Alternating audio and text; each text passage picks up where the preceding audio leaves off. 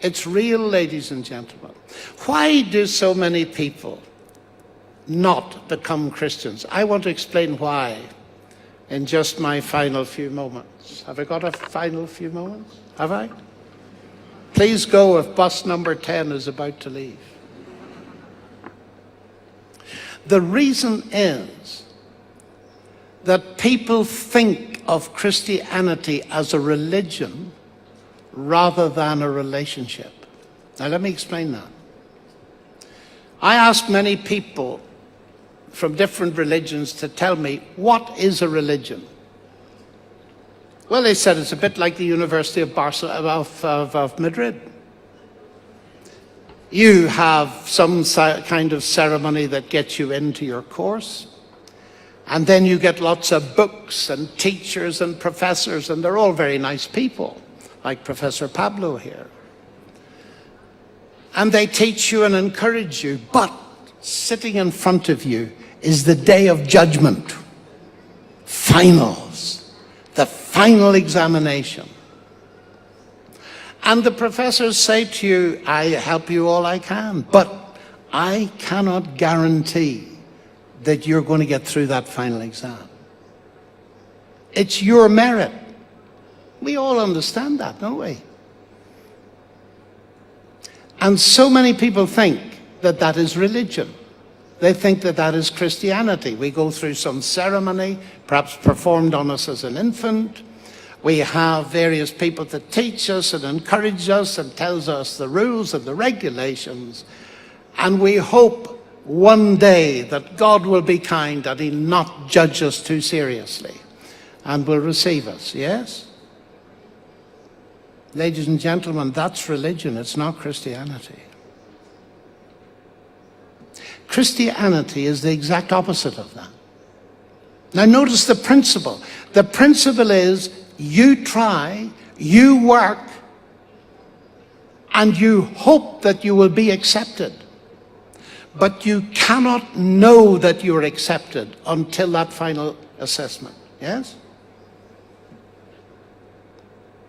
That's the way a lot of life works, isn't it? And it's why many people reject religion, including Christianity, because they regard that as a slavery that they cannot cope with. And so they just reject it. That's tragic. Because you see, what Christ offers is something totally different. And let me emphasize this.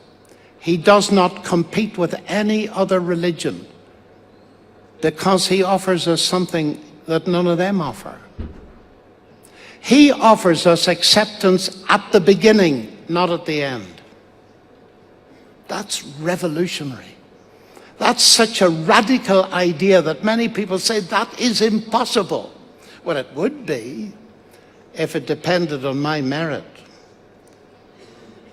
But Christ offers me his acceptance at the beginning. How can he do that?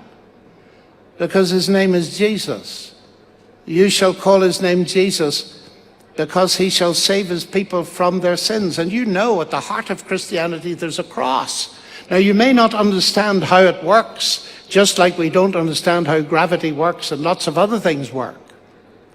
But what it says is that when Christ died, he took upon himself my guilt completely. And God raised him from the dead. And so if I trust him, he takes the weight of all of that.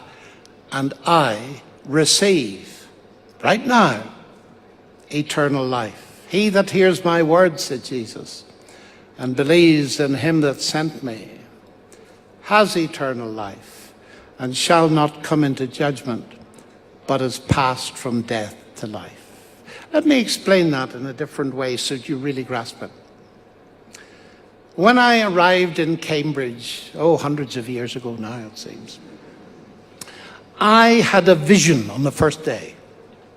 She was beautiful, and she was 16. And she's been my wife for 50 years nearly. So I came to her one day and said, Sally, you know, I'd really like to marry you. Oh, yes?